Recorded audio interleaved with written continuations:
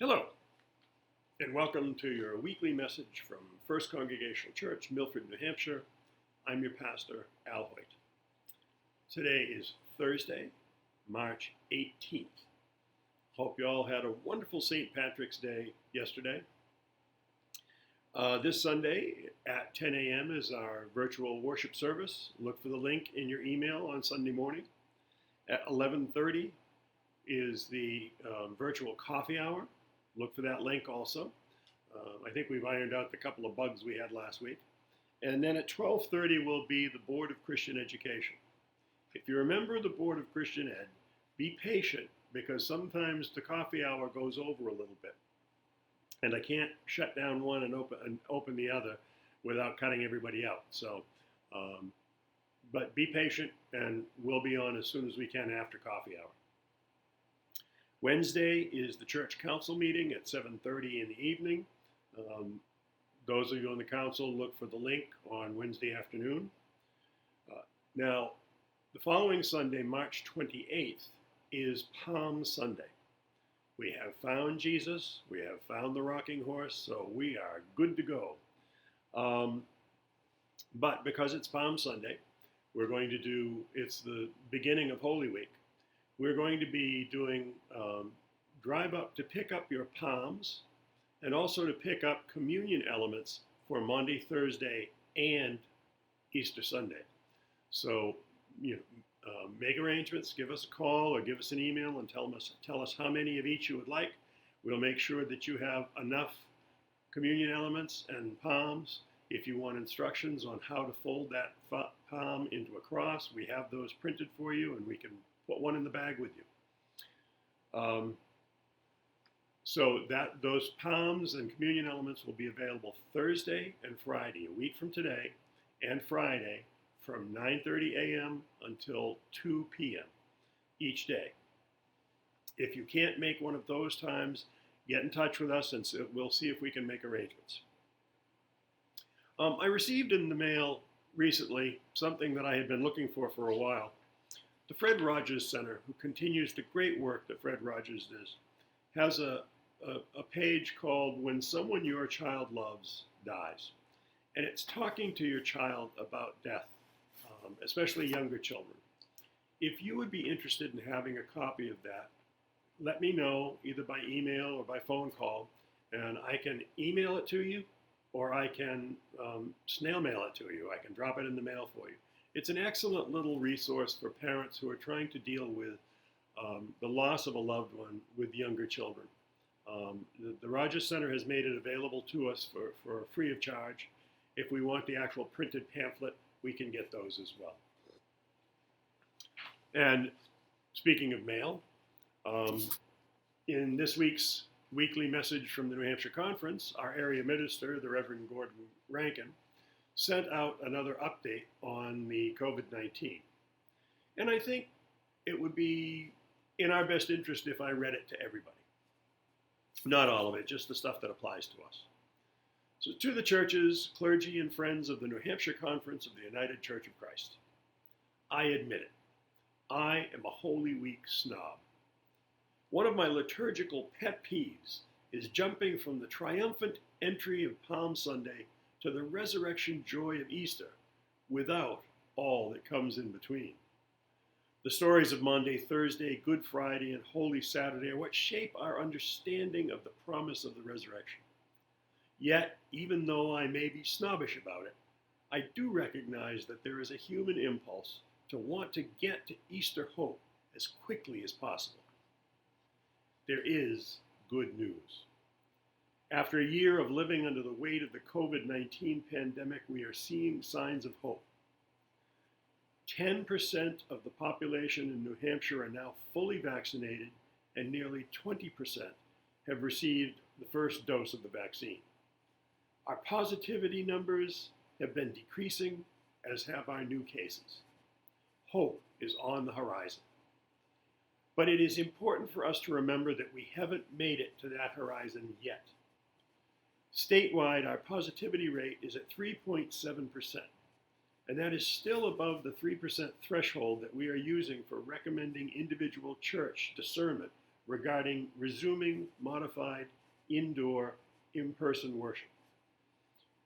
Grafton, Sullivan, and Cheshire counties are below the 3% threshold, which, by the law of averages, means that all other counties are still a good bit higher. It may, in many areas of the state, there is still a ways to go. Yesterday, the Center for Disease Control released new guidelines for those who are fully vaccinated. It is important to highlight that their recommendations include the statement that even when fully vaccinated, we are not yet ready to be gathering in medium or large-size groups. This would be descriptive of most of our congregations. While vaccines may keep the individuals gathered safe, such gatherings still risk increasing community spread. For those committed to loving our neighbors, we don't want to be risking health and welfare of our neighbors, even if it is safe for some of us to be together.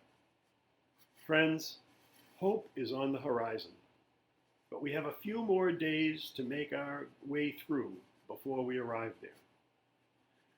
With these mixed trends in mind, the New Hampshire Conference is making the following recommendations.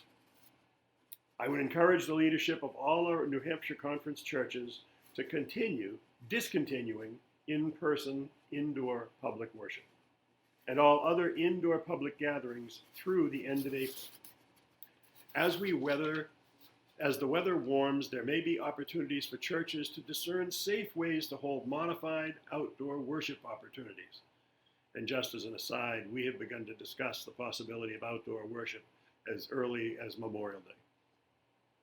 We are continuing to recommend that in-person religious education activities, particularly for children and youth, not be resumed at this time. To continue to provide opportunities for pastoral and church staff respite, the national setting of the UCC and the Council of Conference Ministers will be working together to prepare a service for the Sunday after Easter, April 11th. We anticipate being able to make this service available to our congregations on March 22nd. The conference continues to add resources to our Staying Safe in the Midst of Contagious Disease website. These resources are available at the conference website. Our conference pandemic experience has changed us and our churches. The ways in which we do ministry are now different, and perhaps not all of them will, or should, return to the way they were before the pandemic. I would encourage all of our congregations to engage in some intentional reflections on the following questions. What activities did you start during the pandemic that you cannot wait to let go of? What activities did you start that you definitely want to keep? What did you let go of during the pandemic that you cannot wait to get back to? What did you let go of during the pandemic that you won't pick up again? And I think those questions are great for all of us to consider. The conference office will remain closed for all meetings, gatherings, and visits indefinitely, and our staff will not be making in-person visits to the churches for the indefinite future. This came directly from our area minister, and he offers his blessings, the Reverend Gordon Rankin. Think about those questions. What have we started doing that we want to continue to do? What have we started doing that we don't want to do anymore? What have we not been doing that we really want to get back to doing? Please join me in the Lord's Prayer. Our Father, who art in heaven, hallowed be thy name. Thy kingdom come, thy will be done on earth as it is in heaven. Give us this day our daily bread, and forgive us our trespasses, as we forgive those who trespass against us.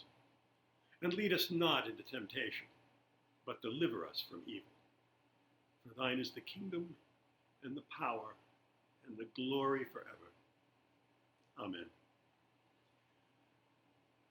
Well, it's been an interesting time. I hope you're all doing well and beginning to enjoy some of this warm weather when we have it.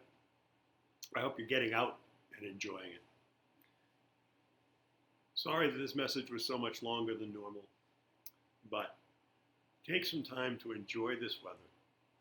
I heard the birds this morning at sunrise, and they were the same birds that we hear in the summertime for the most part. And it was a very joyful sound. Take some time to listen. Take the time to listen for God. Take the time to be good to each other. And take some time to be especially good to yourself. And until we see each other again, which is coming soon, God bless.